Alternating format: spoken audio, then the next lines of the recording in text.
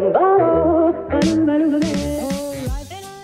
guys, it's Kate, and for today's video, I'm going to be showing you guys how I edit my YouTube videos. And even though I may not be an expert, I'm not a filmmaker or anything, but I do have a lot of practice in this area. I've kind of figured out like a routine or a way that works best for me. I have my little aesthetic preferences and things like that. So if you're interested in seeing how I do it, then just keep watching. So the program that I use to edit is Final Cut Pro X. iMovie is definitely great, especially if you're starting out, and there's so much you can do. I think you definitely want to get as much use out of iMovie as you can before you upgrade to Final Cut Pro, because it is expensive. Definitely worth it if you want to do more advanced editing. So I'm just going to show you guys what I do. Hopefully you like it. So when it comes to filming, I'm not going to talk about a lot, but the cameras that I use are the Canon 6D Mark II. I use my iPhone 8 Plus. It shoots in 4K, which is awesome. And the one I'm shooting on right now is the G7X, but I don't use it as often because it's not mine.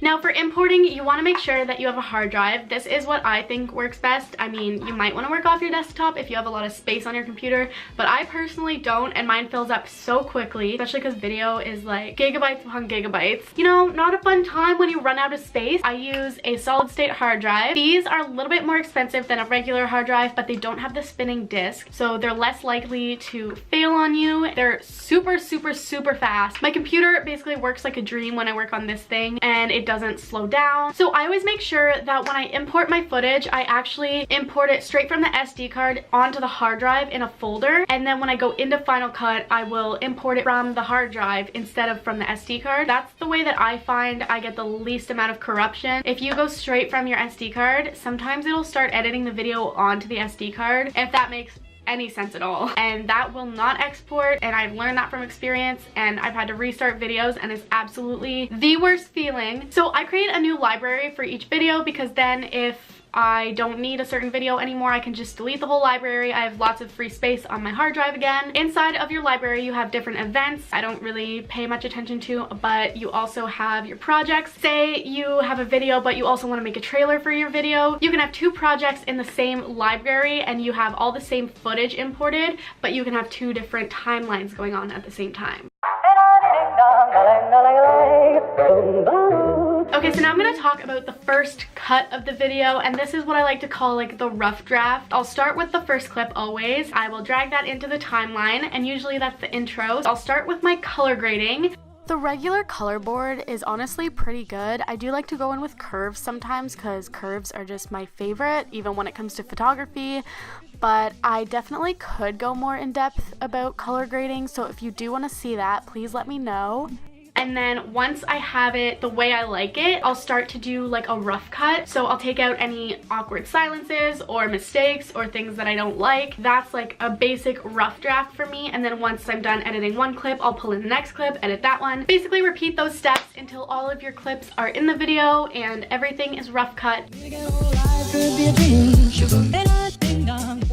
Now that you have your rough draft, make sure you reassess the situation. So how long is your video, and how long do you want your video to be? So if you have 20 minutes of good footage, but you want your video to be 10 to 12 minutes, then you're going to want to go through and make sure you get rid of anything that seems redundant, unnecessary, just doesn't get your point across the way you want it to. You don't need to say things multiple times. I tend to do this a lot. I'll reiterate the same point so many times that I have to take it out because people get it the first time, you know? It's also good to keep it nice and fast-paced because a lot of people don't have a very big attention span, including myself. I always make sure that if I'm watching it, it's something that I would be able to stay focused on so that other people can also stay focused on it. I normally go through like 3 or 4 different times, just cutting more and more every single time. You want to be ruthless when you're cutting. You want to make sure that anything that's boring goes until you have it down to the time that you want. If you're gonna have really long videos, just make sure that everything is interesting and nothing is dragging on for a super long time.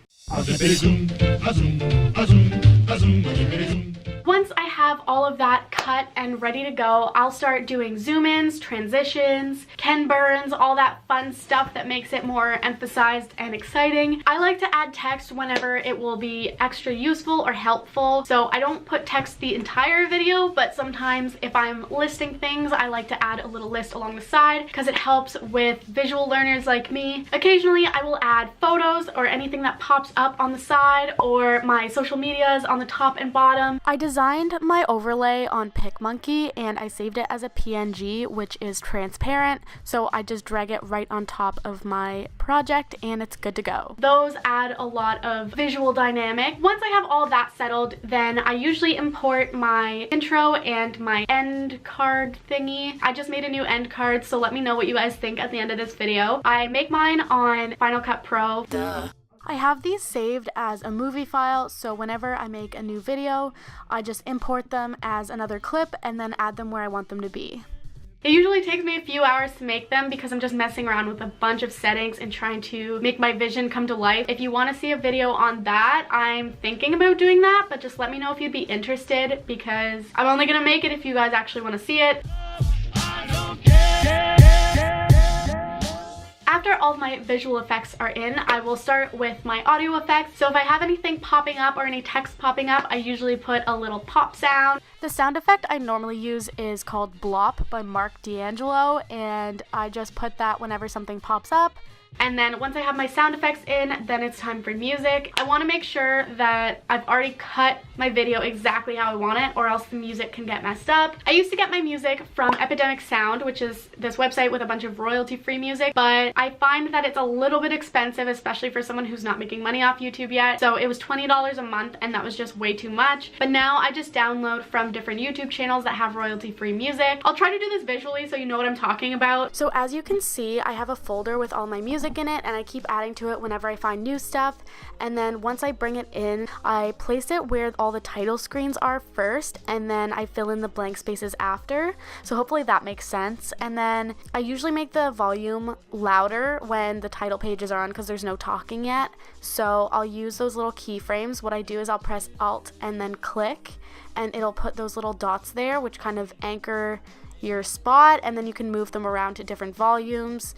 You kind of have to mess around with it to understand because it's a little confusing. For songs that have really loud and really quiet parts, I like to use the compressor so that it's all kind of even and level, and then I just bring it down to the volume that I want it to be at. I usually stick to like 27 to 37 depending on how loud the song is. Occasionally I will add a voiceover and I use this microphone. I don't do it all the time, but I do love adding a little voiceover here and there. Now when you go to export the video, this is something that I did for a long time and it was terrible. So what I was doing wrong was I was exporting as an Apple ProRes 422, which I don't know what the heck that means, but it's definitely like the higher quality. But my videos were like 20 gigabytes each, and that is kind of a problem because it's gonna take hours to upload to YouTube. It takes up a lot of space on your hard drive or your computer. Not ideal. So now what I do is I export as an Apple device for 1080p because they stay the same quality, they're just compressed into a smaller file, so they only take up a gigabyte or two at most. Sometimes even in the megabytes if the video is short enough. Now my videos are uploading at like 5 to 10 minutes instead of 3 and 4 hours.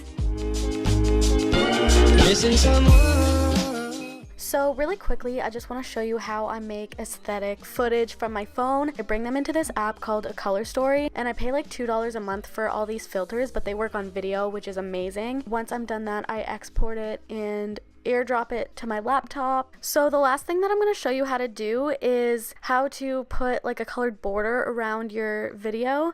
And basically what you do is drag in a generator. You can customize the color to anything you want. I kind of have a palette that I like to stick to down here. Whenever I choose my color, I go to the transform tool. You can use the trim tool as well, but the transform puts a border all the way around. Sometimes I like it just at the top and bottom, but occasionally I like it all the way around. Thank you guys so much for watching. I really hope you enjoyed this video. If it was helpful, please give me a thumbs up. If you have any questions, please let me know and I will 100% 100% answer them. Make sure you subscribe to my channel for more videos. I post once a week and I would love to have you in my YouTube fam. So with that being said, I hope you guys have a great week and I will see you in my next video.